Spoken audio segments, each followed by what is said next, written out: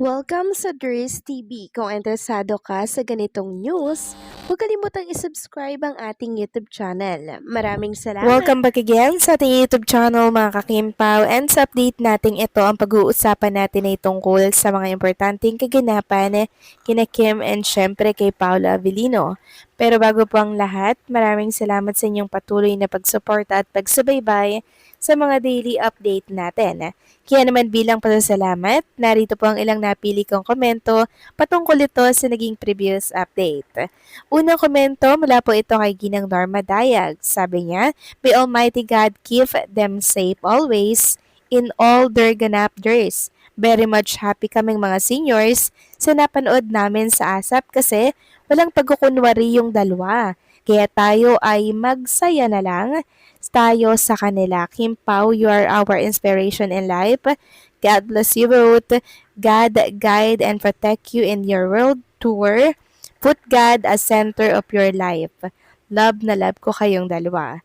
So maraming salamat po sa komento, Ginang Norma Dayag. So, tama po kayo dyan, ano? Yung napanood natin sa ASAP nung linggo, talagang walang pagkukunwari, napaka-genuine, and napaka-natural po ng kanilang galawan, mga kakimpaw.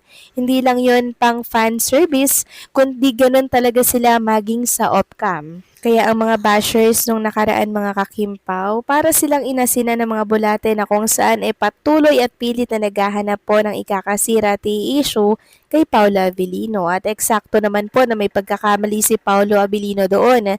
Kaya naman ginawan po nila ng issue yung tungkol sa parang hindi daw alam ni Paolo Avellino yung sa world tour na kung saan ay alam naman talaga ni Paolo. Talagang joker lang talaga itong si Paolo Avellino, and syempre good actor, best actor kaya yung si Paolo Avellino.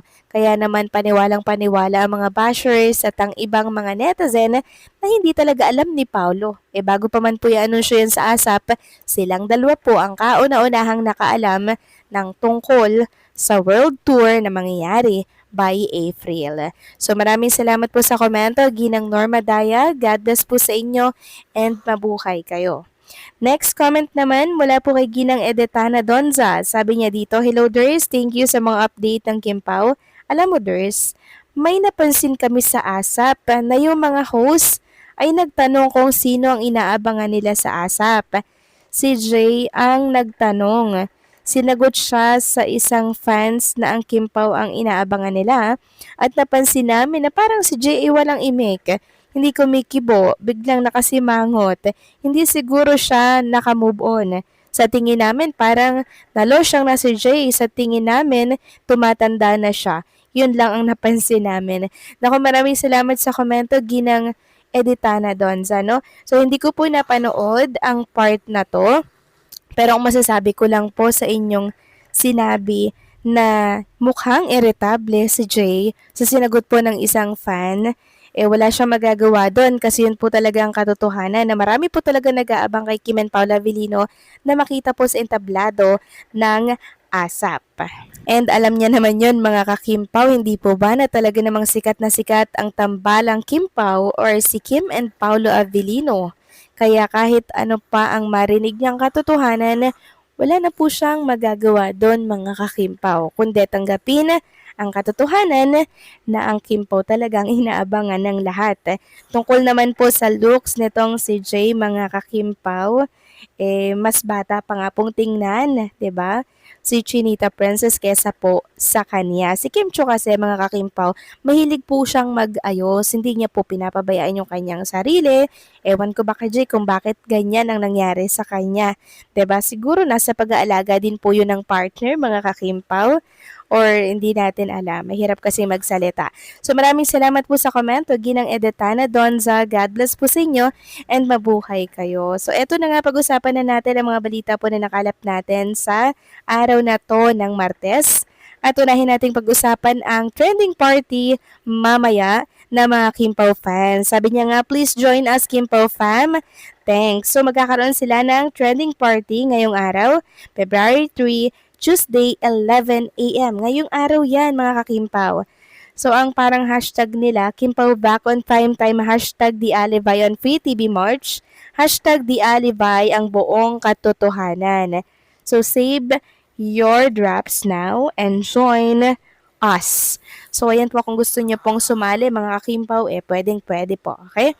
Samantalang next topic naman tayo, pag-usapan natin mga kakimpaw, ang tungkol naman dito sa ibinahagi pong picture ng business partner ni Chinita Princess, kuha po dito yan sa Bangkok, Thailand. So, business meeting nga po mga kakimpaw ang pinunta dito ni Kim Chu at makikita nga ditong enjoy na enjoy sila na nag-toast ng kanilang mga iniinom na wine.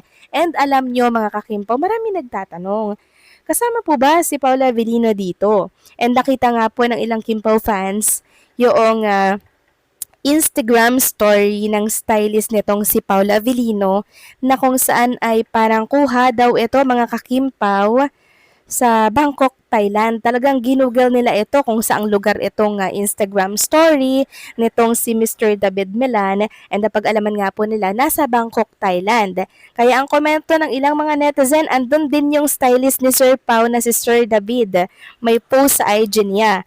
Magkakasama kaya sila? Then eto po yung komento pa ng isa. Pag andyan si David, dyan din si Pao. I think kasama niya si Pao. Magpapaiwan ba ang Diyosawa hindi na matutulog yan kakaisip at kakahintay kay Kim. Ito pa yung komento, baka magkasama nga sila. So yes mga kakimpaw, kasi ang katanungan dito, bakit andyan yung stylist nitong si Paolo Avellino, 'di ba?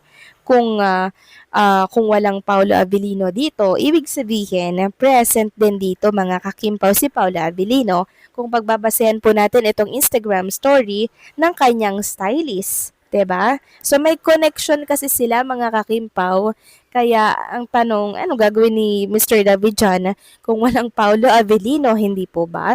So ibig sabihin, pwede rin itong business meeting ni Chinita Princess sa kanyang CEO sa House of Little Bunny. At the same time, meron silang gagawin doon na project or photo shoot. 'Di ba? So yan lang naman mga kakimpaw yung iniisip po natin, ano?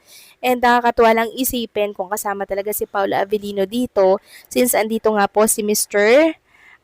David. 'Di ba? So masaya na naman po ang mga Kimpaw fans kasi syempre mga kakimpaw, quality time na naman si Kim and Paula Avellino sa ibang bansa. So para bang double purpose po ang ipinunta po nila dito sa Bangkok, Thailand. Business meeting at the same time, work na din mga kakimpaw. No? Kasi kasama din po si Twinkle dito ni Chinita Princess and nakikipag-meeting din po ito sa CEO.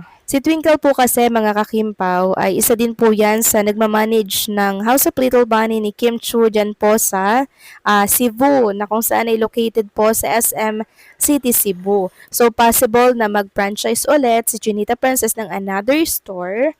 Hindi ko alam kung saan ito ilalagay mga kakimpaw pero hopefully another butik na naman po ito for Chinita Princess. Ibig sabihin, lumalawig, lumalawak at lumalaki ang kita ng kanyang hawak na business. So anong masasabi niyo dito mga kakimpaw? Please comment down below. So paano, hanggang dito na lamang po ang update natin. Maraming salamat po sa patuloy na pagsuporta.